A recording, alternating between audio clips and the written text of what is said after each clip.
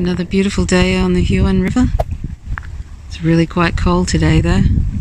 Alexandria Ocasio-Cortez, she was doing a live stream on Instagram today. It was only a short one, but she was kind of making out like she's trying her best to get the deal, you know, the right deals for the public, and she's horrified at this and that.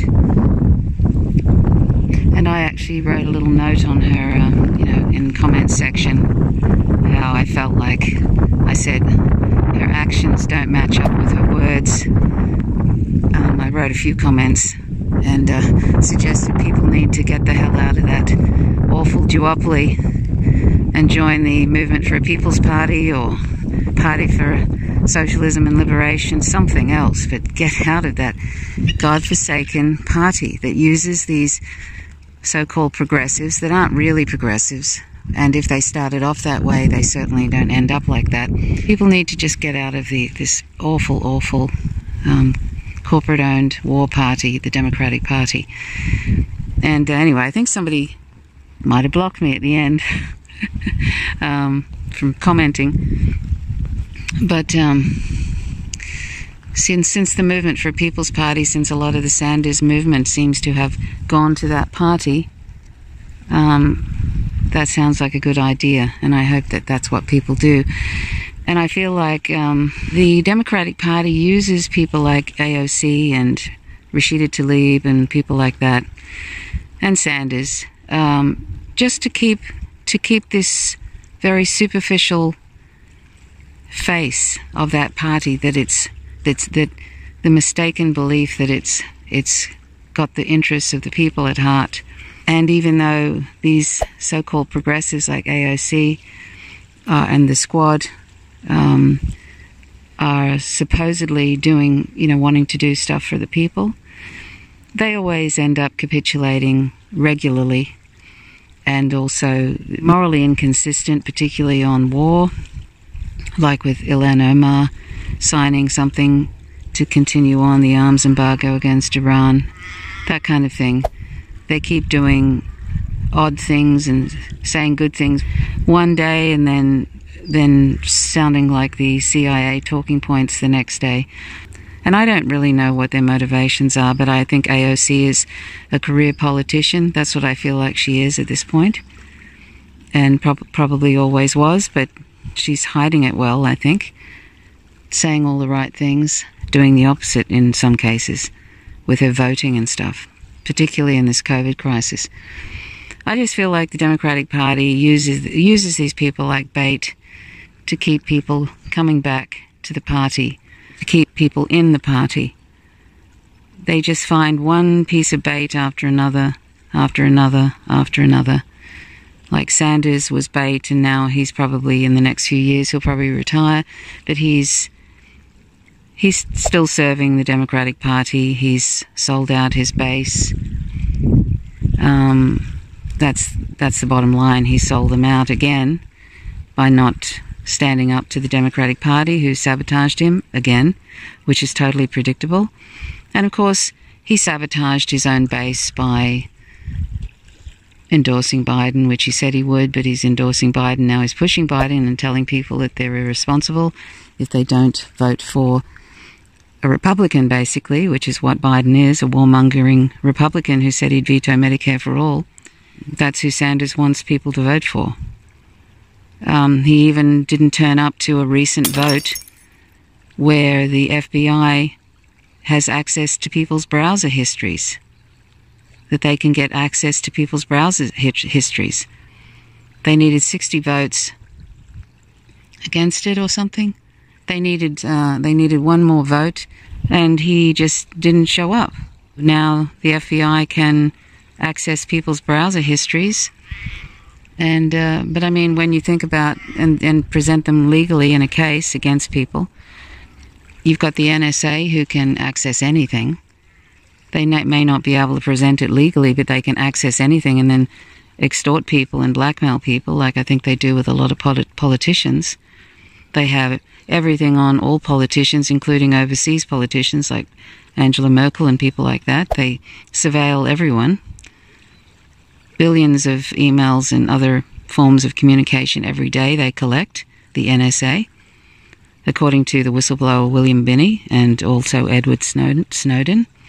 So they have a lot of information on a lot of people. So if they want to press people and push them to do something or threaten them, there it is. And the FBI now has legal access to people's browsing histories and can just infer things, like if they see that somebody's been looking at different things that they might consider against the state or whatever, they can invent whatever they want. You know, they do invent whatever they want. It's heading more and more towards an authoritarian state. It's a little bit like algae on a pond. It starts off slowly, and you think, oh, it's taking forever, and then suddenly it gets to this sort of critical mass, and then boom, it's all over the pond. Well, I think we're almost getting to the critical mass where it's going to be all over the pond, and that means that it's just going to suddenly, everything is going to be cracked down on. That's going to happen when Trump gets in 2020 this year, and he's just going to turn it, and he'll probably turn on those media companies who've been pushing that false Russiagate narrative. I know it's more nuanced than that, but that's pretty much what it is. It's a narrative they've been using, and even CrowdStrike recently said that they cannot prove that Russia had anything to do with the so-called hack. But it was really a leak, according to William Binney, the whistleblower. So I'm going off on a tangent there, but suffice to say, I think people need to see these people like the squad, in quotes, like AOC, Rashida Tlaib, Ayanna Pressley, Ilhan Omar, people like Bernie Sanders, as simply bait. And they all probably will end up, if they want to stay in the party, they have to toe the line. That means they have to be at least soft imperialists. And that's what Ilhan Omar is becoming, even though she's a refugee of war.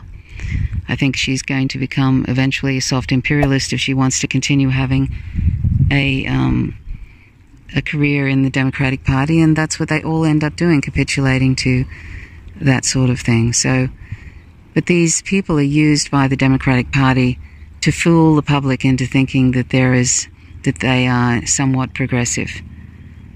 So they should be seen what they are, and that is just a smokescreen, really, and also bait that keeps people in that awful warmongering party, the party of war, the party of oppression, the party of surveillance, the party that is a poor alternative to the awful GOP. They're really just one big party with one that pretends that they're for minority groups and for women, but really their policies don't really say that. They're just a little bit better in some ways than the GOP, but it's just one big party with two slightly different faces. I hope that people will drop like a hot rock the Democratic Party after Bernie Sanders capitulating to that party once again and not calling them out. I hope people either go to the MPP or they go to the PSL or some other party and turn the Movement for a People's Party into a real challenge for the duopoly, so that they are, at the very least, they have to rethink their imperialist endeavors, their push for imperialist wars on countries that are actually trying to have a democracy and that are socialist-like or socialist. At the very least, let these third parties make this duopoly afraid to some degree. Anyway, thanks for listening. My name's Trish Roberts. I hope you don't mind my just showing the river.